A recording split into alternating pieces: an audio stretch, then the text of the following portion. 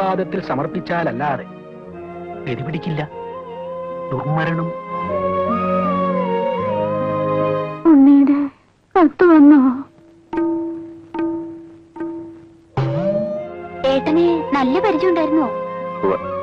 ഏട്ടൻ എഴുതിയ കഥ വല്ലതും വായിച്ചിട്ടുണ്ടോ? കീറിക്കളയണമെന്ന് എഴുതിയിട്ടും എന്റെ കത്തൊക്കെ സൂക്ഷിച്ചു വെച്ചിരിക്കുക അല്ലേ? പ്രകൃതി ഭംഗി അധികം കണ്ടെന്ന് അബദ്ധത്തിൽ കവിത തോന്നി തുടങ്ങിയ രോഗികളെ ഇഷ്ടപ്പെടില്ലേ?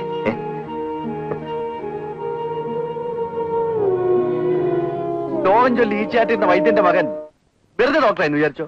റാസ്കൽ.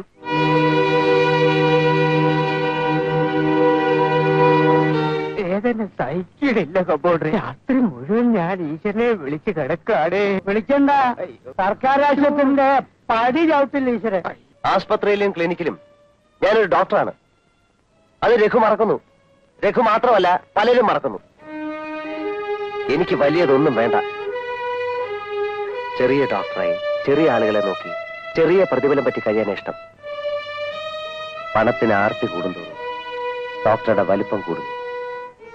ശകാരം കിട്ടിയാൽ ബഹുമാനം വർദ്ധിക്കുന്നു. മരണനിരക്ക് കൂടുന്തോറും ഡോക്ടറുടെ പ്രശസ്തി പെരുകുന്നു. ഹിപ്പോക്രാറ്റസ് എവിടെയോ ഇരുന്ന് ചിരിക്കുന്നു.